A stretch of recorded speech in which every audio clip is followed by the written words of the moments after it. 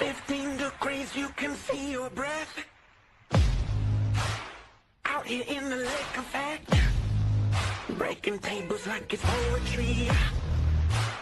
Where else would you rather be? Pinto, Ron, Elvis in the lay poncho. The members that you need to know. 'Cause once you out here now, your family. Where else would you rather be? Where else would you rather be? Welcome into the Nickel City Crew. I am your host, Rob Crippen. Please like us on Facebook and follow us on Instagram and Twitter at Nickel City Crew. This episode, along with all of our episodes, are presented by Crippen Legacy Entertainment here on Spreaker and StreamYard. We're so glad that you're joining us for some of your Buffalo Bills and NFL content again today. And as always, these are my Bills thoughts said out loud. It's a vibe so ridiculous. Since 12 plus 83 was 6. The shout rocking like a symphony. Where else would you rather be? All right, let's get straight to it. Really excited for tonight's episode. It's funny because, the draft is funny and, it could go a certain way that you don't think it's going to go. And that's the reason that I named the episode the way that I did, because I, for one, was taken aback by some of the picks to start the draft. And then I take time to kind of digest, and shout out to my Twitter buddies out there in the different Twitter spaces that helped me out with getting things together. And I finally came back to, okay, I came back to a reasonable level. Joining me tonight to help us dissect it, as always, my co-host, Riding Shotgun, Adam Dump Truck Rupsick. Check him out on Instagram and Twitter at Adam Rupsick, RUPCZYK. Holla at the crew, DT. What's good? What's good, man? You see the Sabres hat? You see we out here. We got the Go Ahead locker back here. We got the Go Ahead locker back here in the batch pad. We ready. What's up, Rob? What's up, Nickel City? We're back another Friday night, May 1st. We're into May. The weather's still shit up here in Buffalo, Rob. Weather's still shit up here in Buffalo. I saw something said it was like the fourth wettest April of all time. I was like, God damn, y'all all need to come on down to Charlotte, man. The weather's beautiful down here. But yeah, man, I'm excited. DT, the draft was interesting, and it was funny because I kind of crashed out. I'll raise my hand, Nickel City Crew, Bills Mafia. I kind of crashed out after the first couple picks, and what helped me was going into those Twitter spaces, and shout out to my boy Sherm Lee on Twitter and stuff like that, and my boy Jarek, and they kind of helped me like, okay, let's bring this thing back down, take it down a couple levels, take it down a couple notches. We've got a guest for you tonight. I'm really happy that he decided to join us straight out of Wheeling, West Virginia. You can check him out on Twitter at Bills Fan for Life WV. That stands for West Virginia. Joining me, my man Tom Ames. Tom, welcome into the crew. We're happy to have you tonight, man. I know that that Nickel City Crew doesn't know you, but I know you very well now on those Twitter spaces. And DT and I are happy to have you, man. Welcome to the show. Welcome to the crew, man. Holla at the crew. Hey, what's up, Nickel City Crew? Hey, what's up, DT? Nice meeting you for the first time. I've watched many of your guys' show. I really enjoy it. We appreciate it. What can I say? It was an interesting draft, gentlemen. It was. It was an interesting draft. And like I said, DT and Tom, the reason I named the episode the way that I did was because it really, it kind of encapsulates it. It was a depth draft. And I made some jokes is that I didn't get the memo, DT. I didn't get the memo, Tom, that it was going to be a depth draft. And I think that that's kind of one of the things that led to my disappointment in the beginning of the draft with those first couple picks. So unless you've been under a rock, and I know that you have not, Bills Mafia, the Bills started out, we talked about it last week. They traded down 3 times in the first round. We talked about that last week before the Sabres game. And then round 2, they kind of got things going. Pick 35, TJ Parker, outside linebacker out of Clemson. And DT, it was interesting because when that pick happened, I had my eyes set on Caden McDonald. I thought it was fit. I thought it was a need. And I thought that the two kind of married themselves together because we need some help stopping the run. I was clearly wrong in respects to having those expectations. Tom, can you talk to us about TJ Parker if you can? Because for me, I was more confused by the fact that I thought that there was a starter sitting right there for us in respects to Caden McDonald, but clearly Brandon Beane and that crew did not see the same type of need in respects of defensive tackle because they went with TJ Parker, who's uber talented, highly recruited, highly thought of, a former 5-star recruit going out there to Clemson and had a good year a couple years ago. But I didn't match up the need and fit at the time. This is where I go with where the Bills were needing. Like our needs were to stop the rush, or stop the rush. That was our main need.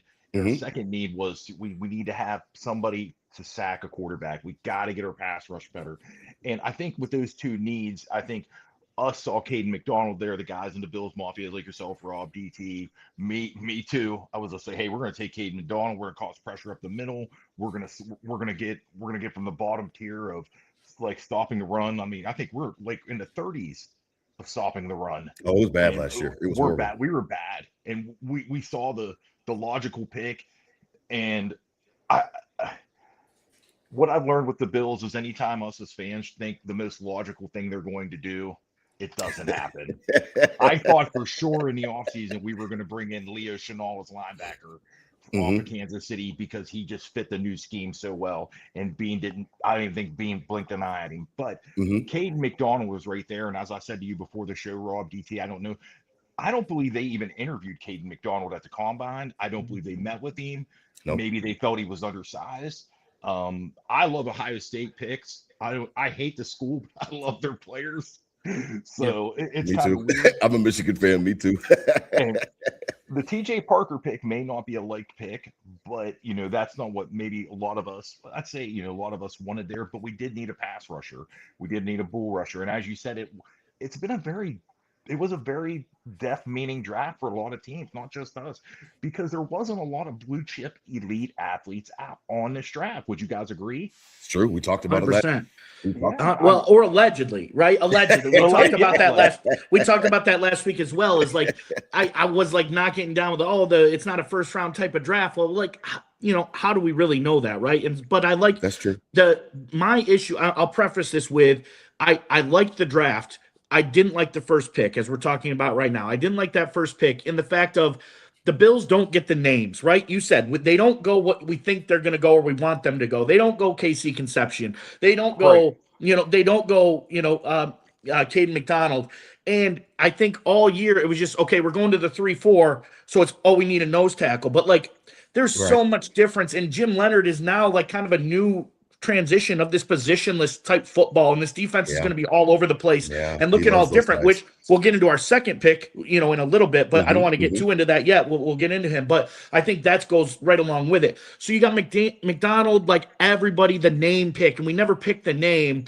But I also think this TJ Parker pick is so Boogie Basham, so Epineza. So he's a way better this prospect pick just than that, screams that. Like the Clemson obviously with Shaq Lawson, the Clemson thing, but like just you're giving me PTSD, like mid pass rusher, athletic, but like he's not really a speed rusher. He's more of a power rusher. So maybe he he's is a bull. He's like a Bradley Chubb. He's very much like Bradley. So maybe Chubb. he is going to get in and play a little more inside now without having that nose tackle. We talked about we have the horse and Deion Walker. He's not a nose tackle, but like what does this 3-4 really look like, right? So I think it would just quickly 3-4. You put the nose guard, so everyone's boom. We're on McDonald, and that's Ohio State name, and we want him. That's but what really, I did. Correct. I can admit absolutely. And I agree. And that would be, I wanted the name, I wanted the Vince Wilfork, right? I wanted the Sam Adams, right? Yeah. But I can't be like the TJ Parker pick is just blah and such Beam-like and Epineza-like. It's just like blah, but we didn't take the name. And I someday just want him to take the name maybe and try it out. But I also understand this defense might not look like we all think the 3-4 is going to look like. Yeah, no, it's interesting because, Tom, to me, I thought that, TJ Parker is kind of a clone of Bradley Chubb and what they brought in free agency. But in addition to that, I thought that, this is a guy that was so highly touted that maybe it's a situation where they thought that the answers were in there. And that's where I gave a little shout out to my boy Sherm, was that he was like, listen, they clearly think that they have the answer within house. And whether that's Phidarian Mathis or whoever the case may be, they think that they've got their answer. And I think that that's what should give Bills Mafia just a little bit of solace, is the fact that they think that they have their answer already in-house. When it comes to TJ Parker too, my understanding is he did very well at Clemson, but from our sources, Rob speaking to Sherm, speaking to other people that watch Clemson had a lot of inner coaching problems. I guess the Yep. coaching Last year staff and the players were just not. There was no. on the same There page. wasn't a good locker room. The coaches were going at it with players and everything, and they're going at it, and they just lost that locker room. So that could affect a lot of play. That could Absolutely. affect TJ Parker's play. I'm in on him. You know what? Let's give the kid a shot. I like him. He's a bull rusher. I've seen his highlights. He looks great. But as you said, Rob and DT, he's going to be a rotational player for right now. Is he going to start? Hey, who knows? Like maybe we don't know what the future holds. But I'm telling you right now, as of right now, he's a depth player. I'm excited about him. Yeah. Let's not judge the soup before the chefs even served it. You know what I mean? I like that. So Yeah, I like agree. that. And we don't we'll need see. him to start, right? We don't need him No. to start. Like looking No, at we that, don't. so that's fine. I mean, especially if they're as high on Javon Solomon as they've been kind of talking like they are. Like we don't, he's not starting, but you know what I mean. Like in the No, it's rotation, gonna be a of rotation. having It'll be guys, a you have rotation. Rousseau and Chubb obviously on the ends, and we'll see whatever happens through that middle of the line. And, we got higher draft picks. We still have TJ Sanders, who we didn't see much of last year, as a high draft pick to go in and play that line. We know Deion Walker can roll. Ed Oliver should be fresh coming off, a lot of missed games at the end of like there is guys in there, right? So we didn't need him to start. And yeah, I mean, looking on just now, like one of my guys, he really respect him, really respects ball, went to Clemson, and I didn't say anything. And he's not a Bills fan or anything like that, but like typical Southern, like loves ball through and through, and texted me like 5 minutes after the pick and just said certified dog. Yeah. And like, Awesome. obviously Good. that's his team and he's a homer, but like there's guys on the Bills I wouldn't be texting certified dog to my other fans Man, off, right? in Twitter Like, Spaces, DT, I heard that this dude was like a Myles Garrett, like like archetype. Not that he's gonna be Myles Garrett, but that's what like, didn't have the production, but like is kind of walks around the room, is the natural leader. Like Dabo was all over that, like on those interviews. So like love that the character. I mean, even McDermott's gone. That doesn't mean we're just bringing in like anti-character guys. But it sounds like this dude is a leader and strong. It wasn't the name pick, and that's why it lost some luster for me. And another thing is, guys, we could have taken him at 26, and no one would have batted an eye saying TJ Parker went at 26. But we moved back 3 times, and we got him in the second round. So now Bean doesn't have to pay him first-round money. So Yeah, the that's Caps true. are always playing into this. Yeah, that's true. That's absolutely true. Now, with the second pick, I think that this is one that definitely raised even more eyebrows. And for me, it took me a little bit of time. Again, I already admitted first 2 picks took me some time to kind of digest. Now, it's interesting. It's pick 62, Davison Igbinosun. He said call him IGB, and I checked out some of the stuff. He's big into fashion and stuff like that. This boy is a press man corner. He is a dog in your face. He is not Mad Max. He is not Benford when it comes to the fact of a zone defensive type of cornerback. This dude is all up in you, right at the line, ready to go toe to toe. It was interesting because DT, it took me some time to digest it, but the more that I did digest it, and I was on those Twitter Spaces and listening to my guys talk about it, it was funny because they brought up something that I thought of, and then I was, that I didn't give much credence to.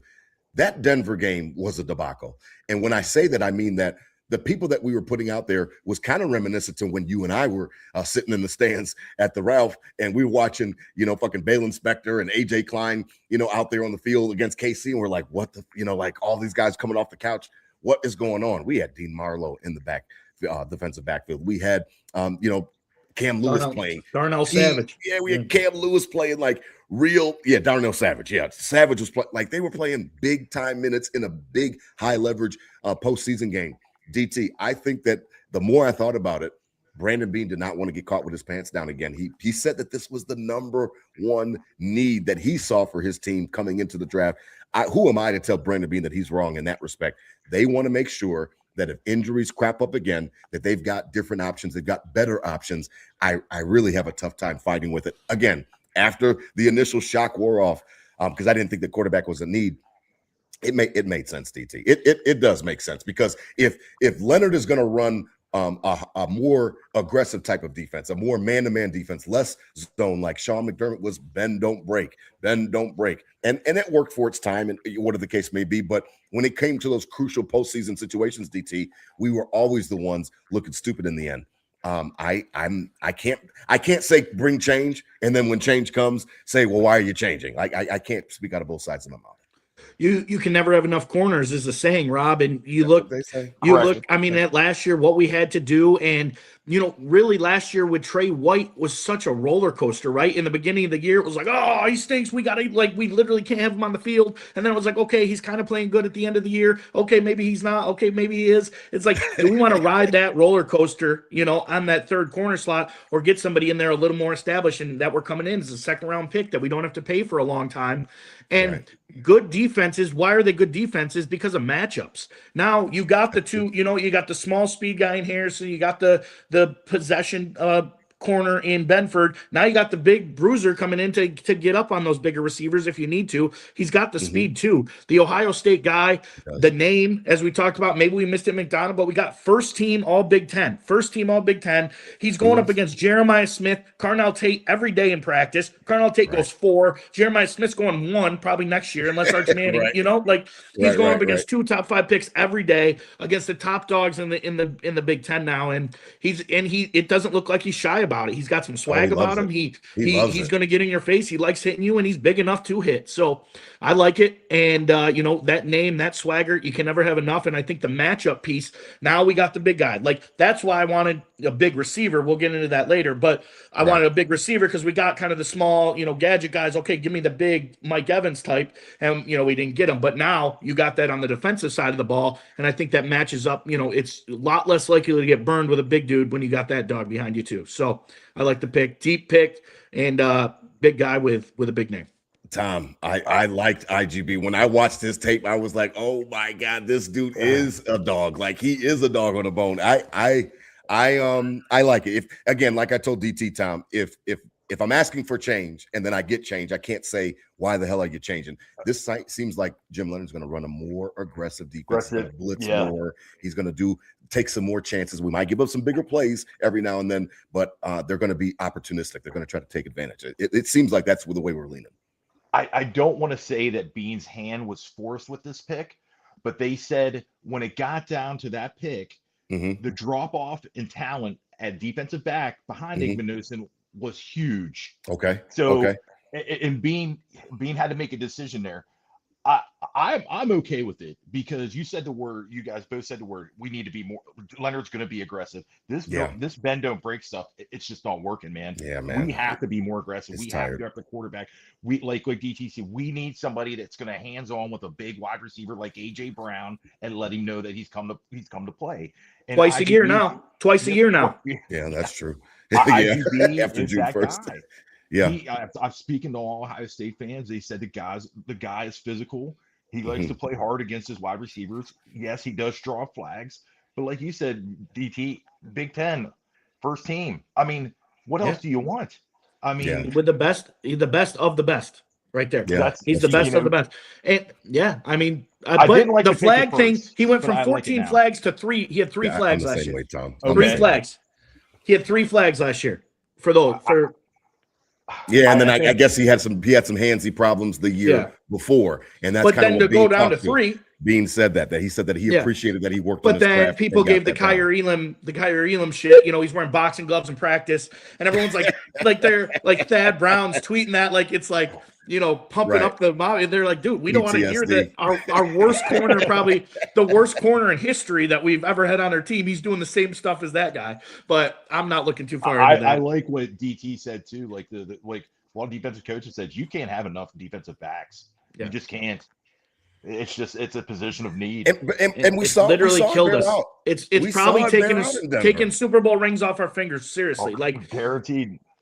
Yeah. Guaranteed. Last year for sure. I don't know about the past, because you can't. But the game, injuries, the game, Rob, we went to that was a bad one. That wasn't defensive backs as much, but I know what you mean. That's kind of my point. You can't forecast injuries, but you can prepare for them. I think that Brandon Beane didn't want to get caught with his pants down. Now, as we transition.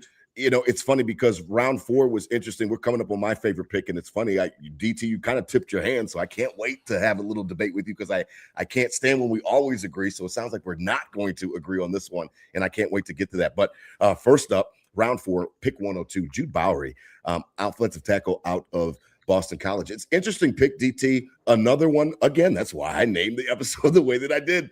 Depth draft. I wasn't thinking about tackle. I was ready to riot if they took a guard in the first round or something crazy that I was hearing on the Twitter spaces and stuff like that pre-draft. DT, they say that this guy's got some depth. He's got a position flexibility where he can slide down to the guard position if need be.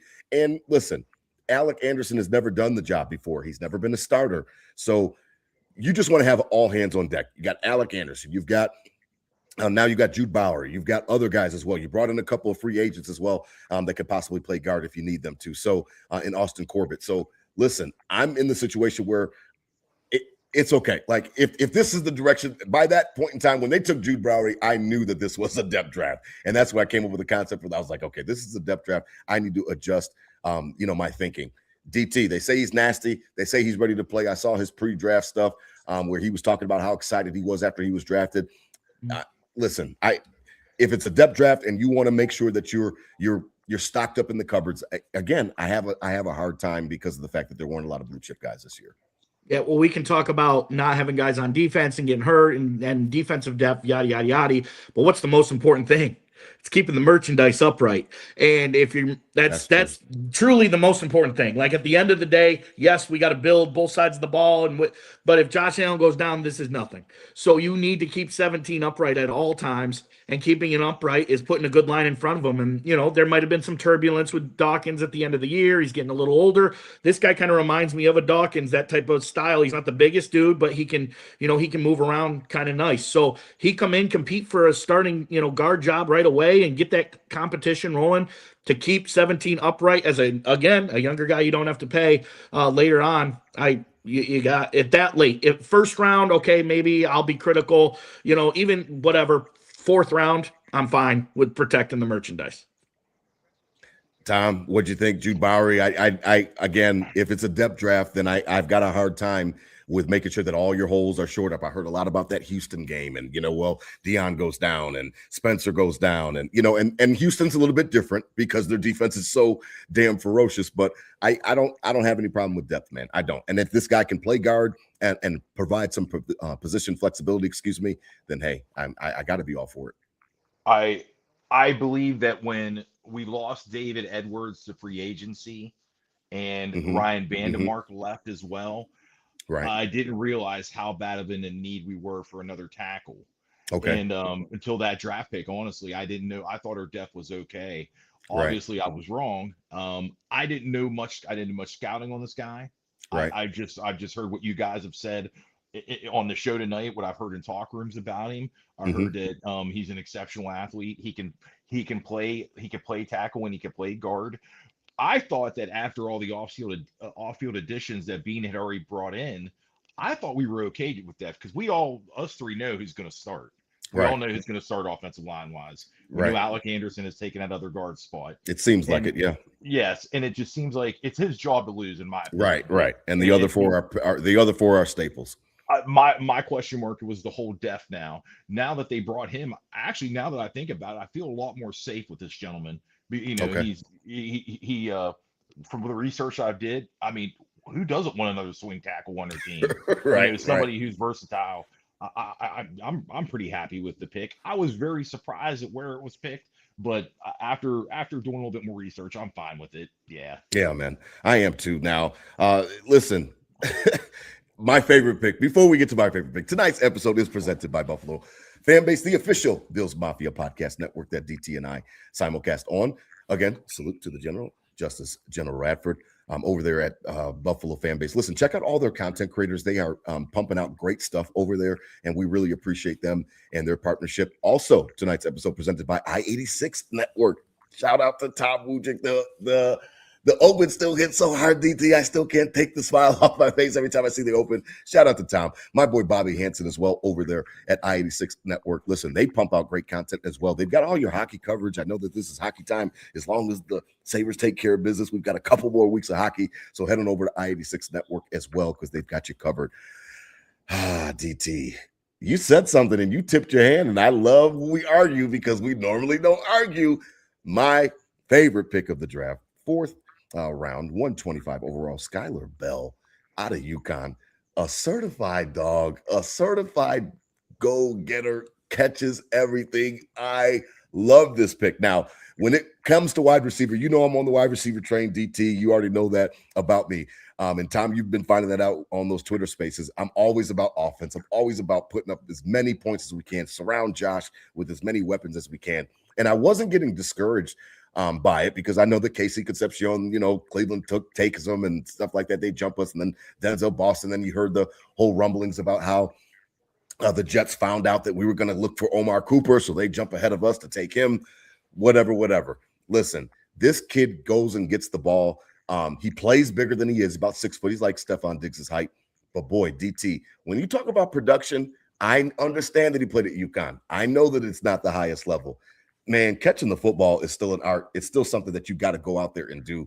DT, he caught everything. I know you talking about you want another Keon Coleman. I did not want another Keon Coleman. I don't know. You tell me, man, were you disappointed with this pick? This is my favorite pick of the draft. My favorite pick, man. I can't wait to see this boy work. And in addition to the fact that he can go inside and outside. So he's not just, I heard a lot of Bills Mafia saying, well, he's just a Khalil clone. He is not a Khalil clone. No, I haven't seen. Not even close. I keep hearing that Khalil can play outside. I haven't seen him play outside under multiple offensive coordinators. This dude can play outside and inside. I love it. He's my favorite pick of the draft. All right. I'll be devil's advocate here a little bit tonight, because if we can't get critical about the draft, what can we, right? So what I talked about the matchup thing on defense, and now we got the big guy. We don't have that on offense. We have a Keon Coleman that isn't that. To be honest, to me, like it's not there. It would have been Josh. He's not playing. Josh finds greatness in you. If you got it, Josh will find it in you. It's not hard to be a receiver for Josh Allen. That's not true, but you know what I mean. Josh Allen makes people look better. And if you have greatness, he'll find it in you. And it doesn't necessarily have to be a big guy. That's why I'm excited for DJ Moore this year, because I think he's going to have a nice resurgence. But this guy, it was on the smaller side. You're watching the highlights, and it's shaking. And there's 4 kids in the stands, and and he's running by. He's running by like he tore up UB. He tore up the UB Bulls, Rob. That's that highlight reel. He's just running around Bulls DBs all day. There's 14 people up in the stadium, and but he tore up Syracuse too. I'm always gonna be an optimist for this team, and always gonna be an optimist when it comes to the offensive side of the ball. I agree. Weapons. They'll never hurt. Mm-hmm. But Rob, the highlights immediately. He's outside. He's not really inside in any of the highlights. Yeah. He's in the slot, but he's catching deep drags in the slot, or he's catching fade balls with 3 guys on him in the corner of the end zone, like looking nice. So I think he's got some swagger too. We go back to the swagger with the IGB. I think this guy's swagged out too. He's doing before games. He's getting hype, and I mean, what better to hype you up than Bills Mafia? So it's positive, real positive output of it. Like, not a lot of people are like he's a dud. Just if I want to play devil's advocate, it wasn't the big guy I might have envisioned. And there's 4 people in the stands when he's killing them. Tom, please stick up for Skyler Bell. It's not his fault that he was balling out at UConn and nobody cares. It's a basketball school. Come on, man. Tom, help me out, man. I like Skyler Bell. Rob, DT, let's go ahead and dub it what it is. He is the pick that saved the 2026 draft for the Buffalo Bills. And he hasn't even played it down yet. Everybody, every Bills fan I talked to said, we got Skyler Bell. He's ready to play. My favorite thing about Skyler Bell is his measurables, his height, his weight, his speed. Reminds me of a former Buffalo Bill receiver who's still my second favorite Buffalo Bills receiver, gentleman by the name of Stephon Diggs. And I like it. I've seen his highlights. He is. I don't want him to be a screen merchant. He will not be that in this offense. I really hope we're going to evolve this. I think he can play at all 3 levels of the field. He can play short, he can play medium, and he can be a deep threat as well. I truly believe that. I think Brady brought him in, and we're going to go downfield with him more. I think the kid is going to be very versatile. I like everything about him, Rob. I really do. I love it. And if we're going to play that game, UConn, he played at UConn. Diggs played at Maryland. Well, I mean, Diggs was a 5th rounder. Yeah, Diggs was a 5th rounder.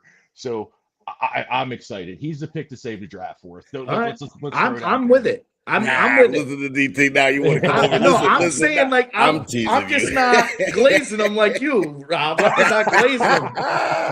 I mean, he's good. Come I earn hear it. that now. You know, My kids use that. I don't know what that means. I but feel like, hey, come earn it. Let's roll the ball out. Josh is going to make you great if you're great, and then we'll rock from there. Listen, Let me comment, Rob. Can I comment on something else too? please. We tried. You're our guest. Tried to. Okay, I believe that we did try to trade up to get Casey Concepcion. I do believe that. Okay. I do not believe that whatever Jets these Jets jumped us? fans or that the Jets jumped us to get Omar. I do not believe You it. think that's bullshit? I think Okay. I think it's absolute BS. I think if we wanted Omar Cooper, I think Bean would have gotten him. I think Bean knew what he wanted to do. I have no doubts that the Bills could have taken Omar Cooper if they want him. And until Brandon Bean comes out and says it publicly, I wanted Omar Cooper. I can't believe the Jets took him before me. I didn't think that was going to happen. I don't believe a word of that farce. Yeah, and we talked about it last week, Tom. I know you weren't here, but if you listened in, I mean, he had a plan, and that's why DT and I were very comfortable going in because we do these on Fridays, so it was right before round 2 started.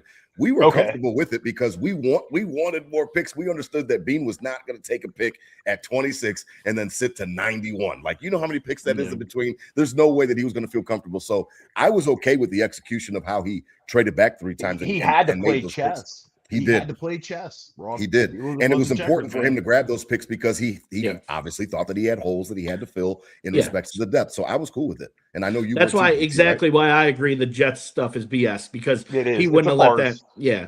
He wouldn't have let that happen. Yeah. Yeah. So, it was a quality move. He got the bag, for it. He definitely dealt.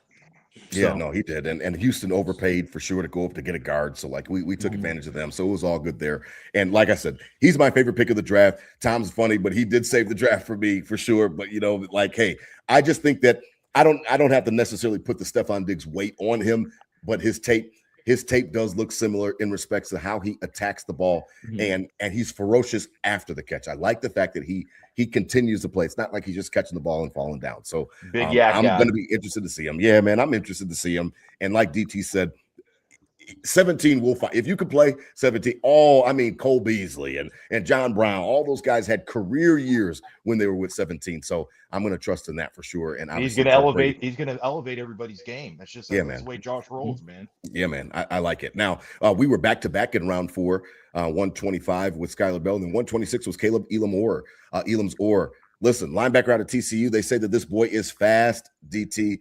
That he's like a little heat-seeking missile. Kind of reminds me of what I heard on the post-draft scouting reports about Dorian Williams, to be honest. Because sometimes Dorian was a missile, but he'd be out of place. And they say the same thing about Elam's Orr, that, he's sometimes out of place, but he does everything 100%. And I like that because what you can do as a coach, and about this, is that I can coach out scheme stuff. I can't coach your effort. I can't coach your speed and some of the attributes that you have. If you're in the wrong gap, I could coach you on that, but going 100 miles an hour, I can't coach you on that. I can't bring that fire to you. I like the fact that the kid's got fire. He's a little light in the ass, so maybe put on some pounds. Go to Buffalo, eat some wings, eat some beef on wax, put on some pounds to help you out. But I like the kid. He's fast, man. 4.47 speed is fast for a linebacker, and he was all Big 12 last year. So the kid makes tackles. He's not always in the right spot, but he plays 100 miles an hour. I do like that. Hey, I'll put a hell of a nutrition plan together to bulk you up. We'll get you swole, baby. You want to walk into training camp a little swole? You just hang out with DT for a few weeks, baby. Yeah. Come to the bachelor pad. I love it. I know all the spots now. So Rob, spots, I say last year a linebacker unacceptable. Last year, linebacker top to bottom, I'd say unacceptable. Wasn't good. Yeah. Wasn't great. Wasn't okay. Could have been better. I thought it was unacceptable. Our best players couldn't get on the field. Our best linebacker was 50-year-old Shaq Thompson. It was bad. No offense and to the 50-year-old. Bernard got hurt too, and that didn't help. But availability and being on the field, and Dorian Williams had a good first year, and then he comes back and he's kind of silent last year, and so we need some competition. We need some depth there. We need somebody to come in, and this is a fight for a starting spot. Matt Milano Blah not going to be back, obviously. We need somebody to fight for a starting spot, and if it comes here and he kind of fits the mold of those guys. Dorian Williams, he's a little lighter like Terrell Bernard. We're a little Right. skinny in the linebacker frame, but Right. somebody's got to start there. So I like it. He's not just gonna. This isn't as much of a depth piece, I think, as IGB. I think this is a compete for a starting spot. You see it the same way, Tom? You think that this guy could come in and maybe push Dorian or push not probably Bernard, but push Dorian Williams for time? See, this is how with Caleb Elam Moore's. Let me get his name out. Elam Zor, yeah. I also really like the pick. I really Okay. do. Okay. I do think he's going to absolutely compete for a starting job. I really do, right off the bat, because I'm telling you what, this kid. The only thing that worries me about him is he's a little raw. He's going to need coached up. He's going to need a very good linebackers coach to play in the NFL. That's just how I feel about him. Back to what DT said, our linebacking core last year was a mess. It was a mess. I tell you what, for Shaq Thompson to come out to be the best linebacker, that's telling. And I like Shaq. I'm glad. No, I know, but that's his best football was behind him. Yeah, that's the bar right there. The thing about Caleb Elam Zor is that both his parents were collegiate track athletes. Oh wow! So he comes from. So that explains that 4.4 speed. Okay. Absolutely, he's so fast. He comes from good stock. I really do like the pick. I just think another thing with our linebacking crew, Rob DT, is that I don't think we're done. I think we're going to add somebody. I think we're going to add another free agent. Okay. I highly doubt it's going to be Milano because the numbers don't work out. We're already paying him not to play for us. Yeah. So I don't see him. Shaq, okay, I'd bring Shaq back. But we really got to get that linebacker room together. And I hope this kid, like you said, Rob, competes for the starting job. Dorian Williams scares me when he drops into coverage. That's all I can tell you about Dorian. I really like Dorian Williams, but when he drops into coverage, it looks like I'm like that Ben Affleck meme where he's smoking a cigarette. Oh, here we go. I love it. Yeah, no, he can conjure up some definitely some anxiety for sure. It's just like and they say that this kid can track. And that he can run with tight ends. They say he can run with backs out of the backfield. So I mean, clearly he's fast. So like I said, I think that's the biggest thing that you said that's gonna hit is that he just needs coaching. Because like I said, you can't coach speed, but if you're in the wrong gap, stuff like that, hopefully you can work with that through film sessions, stuff like that, and kind of drive it into this guy where to be. But then there's another thing though, DT, is that again back to Jim Leonhard. I think it's going to be a lot less complicated. Okay. And I'm not here to shit on McDermott. You know what I mean? Like it's over. He's not the coach anymore. So I'm not going to do a parade tour or anything like that. But one of the things that was always a sticking point with him was that his defense were complicated and that there was a lot of checks and you're looking around. How many times did we see the guys, linebackers looking and they're communicating stuff like that? This Jim Leonhard seems like see ball, go get ball. See ball, go get ball. Simplifying, everybody's job. Everybody's job is their job. And everybody's got one or two things that they're supposed to do from the ends, from the linebackers, from the guys in the middle. See ball, go get ball. There's only a couple jobs. And I think that could help, especially with a young kid like Caleb, is that you don't have to think about a lot of processing. There's not a lot of checks, not a lot of things that you got to check with. Make sure that you're just in your gap, doing your right job, and go get that damn ball. And I think that could help with a young defense, DT. Yeah, attack. That's the word. That's the word they keep using. And, you fly to it. Maybe that's why Dorian Williams wasn't excelling, because it was too complicated and he was too fast to get back to his check to back. He was kind of just like glitched out. But yeah. Sorry, go ahead, Tom. I just think we have Joe Andreessen, we have Keontae Jenkins, and we have Jimmy Charlo. That's the rest of our depth right there, guys. Yeah, and a lot of those three guys are special team ball players, in my opinion. They are. I don't know do you guys ever getting cut on Hard Knocks, people? Yeah, exactly. Like, do you guys ever do you see them playing like? No, I would be upset if Buffalo Joe had to play. Exactly. Like for real. This Caleb pick, this pick had to go down. It had to happen. Yeah. Now, what really upsets me is when back to the first pick is that we passed on Jacob Rodriguez, and he goes to the Dolphins. Yeah, he goes there and has a Hall of Fame career. I'll just throw up in my. Don't worry about Miami for right now. They got a whole year that they're taking off because they want a quarterback. So we don't have to. At least we don't have to think about them in 2026. So don't let that make you fret too much. Round 5, pick 167. Another pick. This is probably my second favorite pick, fellas. Jalen Kilgore, man, is a Swiss Army knife in the defensive backfield. And again, it's just on brand for what they keep talking about and telling us that Jim Leonhard wants. They say that Jim Leonhard wants guys that are positionless. He wants guys that can fit, and that I think one of the quotes that said he doesn't want guys that fit in a box. This is the definition of a guy that does not fit in the box. Jalen Kilgore, DT. I know him a little bit because of the fact being down here in South Carolina, close to South Carolina football in Charlotte. So I see a lot of the Gamecocks tape and stuff like that. And I mean, even when you were here, you saw we went into that random bar and it was all Gamecocks fans. Listen, this kid can play, man. This kid has got he's got potential. Now, whether that be at the nickel, whether that be for a safety down the road, whether because Geno Stone's on a 1-year deal, CJ Gardner Johnson's on a 1-year deal. So I don't know the long-term position for this guy, but I just see a Swiss Army knife, somebody that can come in and play wherever Leonhard wants him to. DT, and I'm excited about him because he plays with fire. He plays with energy. He can hit you. And it just seems like it's a situation where, I mean, if this guy wants positionless players, he kind of fits that box. Second to Josh Allen being drafted, Micah Hyde, Jordan Poyer, I would say are the best roster moves. Okay. Sure. Other than Josh Allen being drafted, those two are the best roster moves. Yes. I agree. Second to that. So going into the safety with those guys you just mentioned on 1-year deals to bring that depth in with Cole Bishop, who is still young in his career, and try to build that safety tandem back up. And this is the way to do it. I this late in the draft, I don't know, but I will tell you this is kind of corny. But in NCAA football 26 last year, Dump Truck was a middle linebacker for the South Carolina Gamecocks. Nice. And Jalen Kilgore was a dog.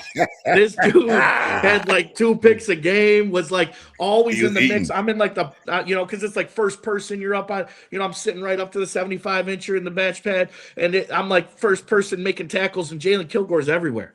So that's dumb. We might catch some flack from that in the chat for being corny, but hey, Jalen Kilgore, dog in NCAA football. And I think, we got to bring that safety tandem back, and this is the way to do that. So I like it. Let's go, Kilgore. What do you think, Tom? Besides any college football parallels that you can draw, I want to go back in the draft. I want to draft Dump Truck as a linebacker by the Buffalo Bills out of the University. I love it. Let's go, baby. I'll run out of that Panthers, tunnel, run out of that high mark week 1. Jalen Kilgore, is somebody that I mock drafted to the Bills pretty much every time I did a mock draft.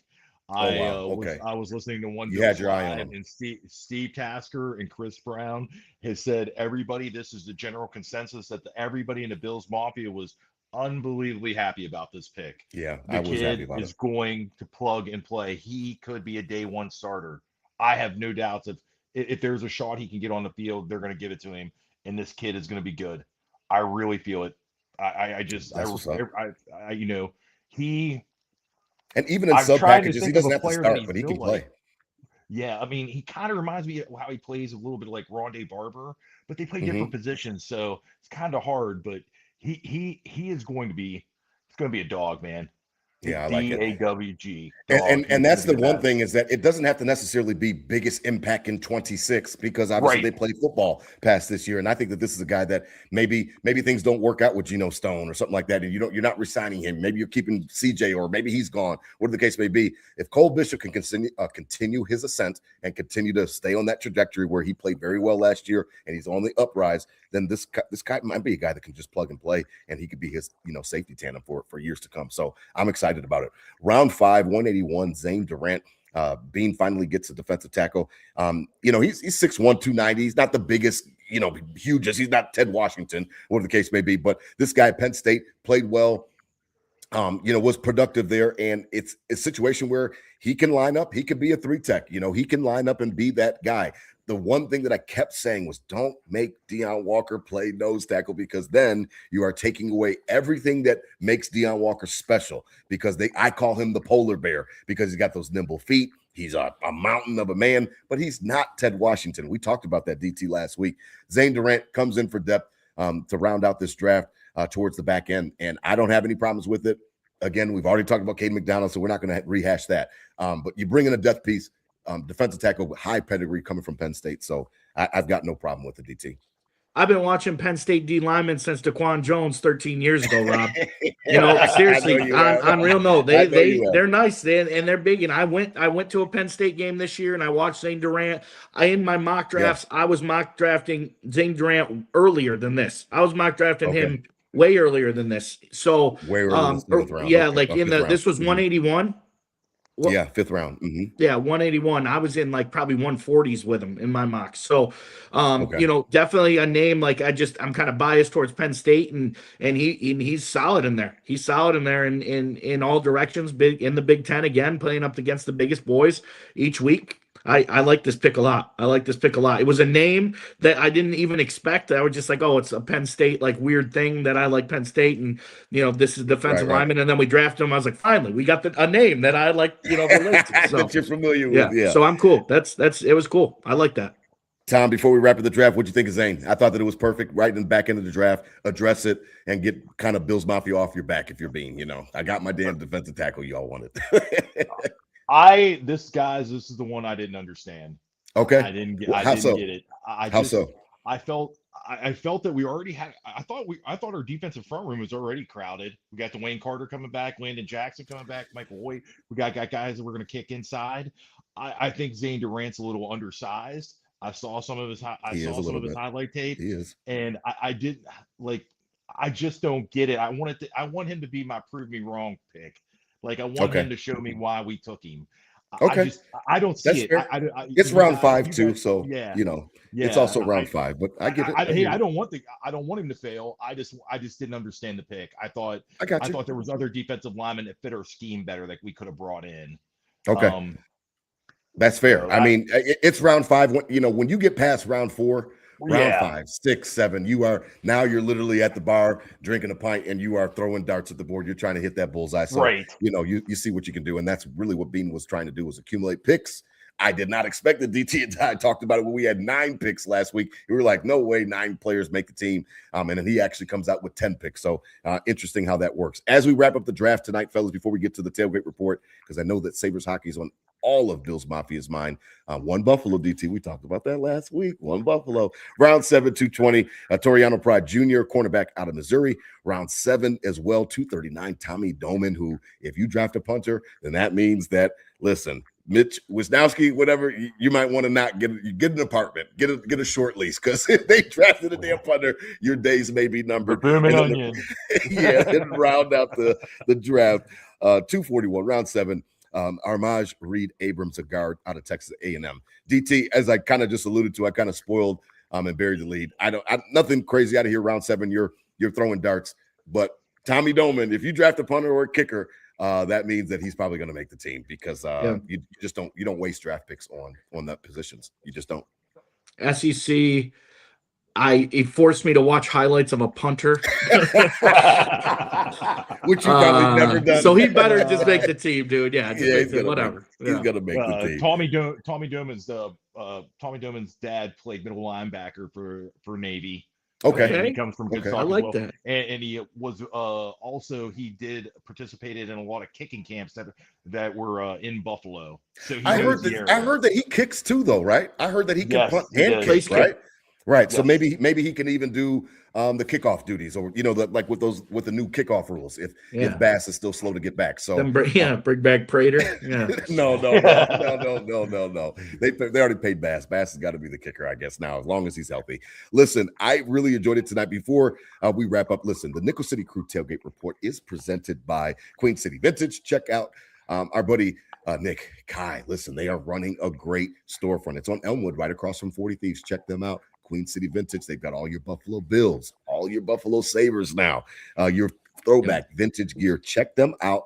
They will hook you up. I know DT said last week that they're running out of Sabres gear. They'll restock. They're going to find a way to get some more black and reds for y'all. Yeah. And I know that you guys are gobbling up, so please check them out. DT, before we close up tonight, I know that you're a first-timer on the show, Tom. Take us through your weekend, what you're getting ready to do. You're out there in Wheeling, West Virginia. I was telling DT pre-show, I drive up past it. I don't know if I'm going in Wheeling, but at least I see it. I see it on the sign when I'm coming from Charlotte to Buffalo. as I come up 19 through Beckley. So I've seen Wheeling. I know where you're at. I know where you are. Well, tomorrow's can consist of me going home because I work firemen work 24-hour shifts. I work 8 a.m. to 8 a.m. Thank you for your Tomorrow I'll go service. home. I'll hang out with my daughter, my wife for a little bit, and 11 o'clock, me and a bunch of Steeler fans that I hang out with. Yeah, you're in Steeler country. Yeah, we're going to a restaurant called DJ's Ribs in Weirton, West Virginia, and their Ooh. ribs are phenomenal. We're Really? going to go enjoy and talk a little bit about the draft and just just have fun Hang with out some with the friends, fellas. come home, and then Yeah. I'll spend some night with my family, and I got to come back to the firehouse on Sunday, guys. Sounds good, man.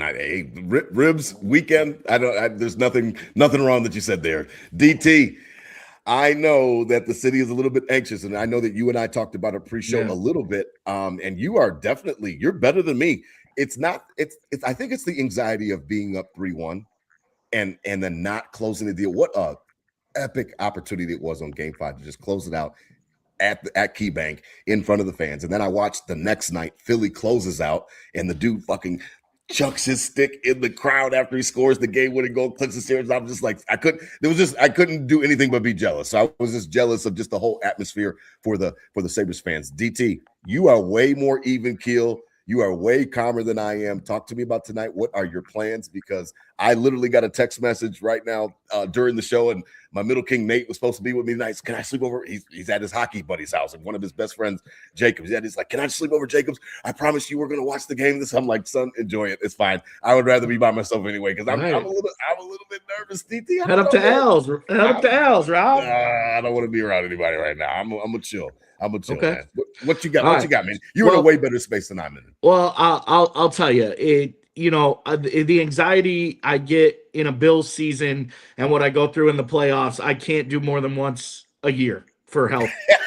So I can't get that crazed over it. I love the Sabres. I hope they win tonight, but hey, if we don't win tonight, we still got another chance at it. And probability says we win before they win in the next two games because of probability. So I'm rolling with probability. I'm chilling. We're gonna win it tonight anyway. We're sweeping them in Boston. We're getting all three in Boston. The boys are ready. Tage Thompson's gonna light the lamp. He hasn't since game one. He's ready to go. I was out and about in the scene Tuesday. Good atmosphere. The Sabres fans are ready to rock. Queen City Vintage does have new stuff. They made their own sweatshirts. They're real cool. They say Buffalo Hockey QCV in the NHL logo. Nice. Check out their website. Real nice. And I think they finished it tonight. It's Friday night. The 152nd running of the Kentucky Derby is this weekend. And tonight is the Kentucky Oaks, which is the female version of the Kentucky Derby, and there's some decent horses in. So have a little fun, get a few bucks out there and see what you can do. The Derby's always a great one. 24 horses. And we'll see what happens. So that's the weekend. We got a nice little block party up here in North Buffalo. Yep, nice little block party in North Buffalo. Everyone mint juleps. Everyone's gonna be dressed up. We're gonna be looking good. Got our Nickel City faithful Kai and Paige coming up, and we're gonna have a good time. So tell them I said what's up. Are you gonna wear some pastels? Sure. Are you gonna dress the occasion? Okay. Heavy. I got the hat, the pastels, Rob. It's fashions in DT, and we'll see. Hopefully, a horse does what they're supposed to do. About horses, get out of here. No, but I like mint juleps, and I like wearing pastels and pretending I'm fancy, and that's what we're gonna be doing. So let's go, Sabres. Sabres in 6, easy dub tonight. We're chilling, going into tomorrow. Get on your horses. I'll give a pick. I'll give my horse to the Nickel City crew. Nickel City crew. Here we go. We're going with the 12. Go ahead. 12 Chief Wallaby. 12 Chief Wallaby. You hear here first. If he wins, I deserve all the accolades. If he loses, that's on you. None of the blame. I love it. That's exactly. I'll put 5 on him. That's exactly how it's supposed to go. I love it. Listen, man. He's currently 10-1. 10-1. Oh, well, okay. Then maybe I will. Maybe DT does know what he's talking. Maybe I'll do it on behalf of the show, and I'll post something about that. Listen, I really appreciate your time joining us tonight, all the way from Wheeling, West Virginia, man. Really, listen, I enjoy the Twitter Spaces so much just because it lets me get my takes out and stuff like that, and they love to box me and beat me up and stuff like that. But I really have appreciated. You. I don't know why It's all good, man. I love your takes. I think it's you're always on point. I don't know why. It's all good, man. DT, if you didn't know, guys, Rob will tell you, I host a space on the X. It's called Mafia and Bill's Mafia. if you want to stop in and talk, hey guys, you're all Everybody's welcome. To welcome. come in, and I'm everybody's welcome. I love to hear different takes, even if I don't agree with you, I still listen. Yeah, and that's really what drew me to you, Tom, is that a lot of people come on there and then they like to whatever they think, they want everybody else to think, and I don't want everybody to think the same, and it's okay if we have banter and we go back and forth and we disagree. So I really appreciate it. You have been a great host on those spaces, so I will continue to partake because I like to argue. I don't mind arguing. I argue for a living. Like, it's all good. So I enjoy it, man. And like I said, you're always a gracious host. So we really appreciate you tonight. Check him out on Twitter. Again, he does host a lot of those Bills Mafia spaces. He is at Bills Fan for Life WV. That stands for West Virginia. Coming at us from from Deer Tally Country. We really appreciate you, Tom, enjoying this tonight, man. So I will holler at you, brother, for sure. DT. Thanks, Tom. I mean, out there, man, listen, okay, fine. I understood what you're saying, that the mental capacity, the heart can't take it with Sabres, with Sabres equaling the Bills. I get that. But listen, you're up 3-1. You're supposed to win the fucking series. So, Sabres, can you just win it and close it out tonight? Because I don't want to wait till Sunday. Then it's game 7. Then it's, oh man, you were up 3-1, and all of a sudden, then the pressure is literally back on you. So no, just give me no pressure. Let's end this tonight. I like that. No, we don't want end this tonight, please. We don't want game 7. We don't want game 7. It's over tonight. I'm confident it's over tonight. That's why I'm not worried. I'm confident it's over tonight. That's why I'm not worried. Let's go. Birds and 6. Enjoy your weekend. I love it, man. Listen, out there, spread love, not hate. These were my Bills thoughts said out loud. Enjoy the weekend. Enjoy Sabres game tonight, coming up in just under a half hour. Enjoy it as well. I think it's 7:30 on ESPN. And then, as DT said, you got the Kentucky Derby tomorrow, so you can have some fun and be safe out there. Drink some mint juleps, dress in some pastels, and enjoy yourselves with your friends and waste money on horses that you have no idea anything about, because none of us know anything about horses at all. So I love DT gave us a pick. I'm definitely gonna put $5 on. What's the name of the horse? Well, Chief Wallaby. Chief Wallaby. All right, we'll roll with Chief Wallaby tomorrow. I'm gonna roll with DT. Listen, have a fun weekend for sure. Go Sabres, go Bills for sure. Hit them with a go Bills. Hit them with a go Sabres. DT. It's time to wrap up, man. Go Bills. Go Sabres. Sabres and 6. Full year.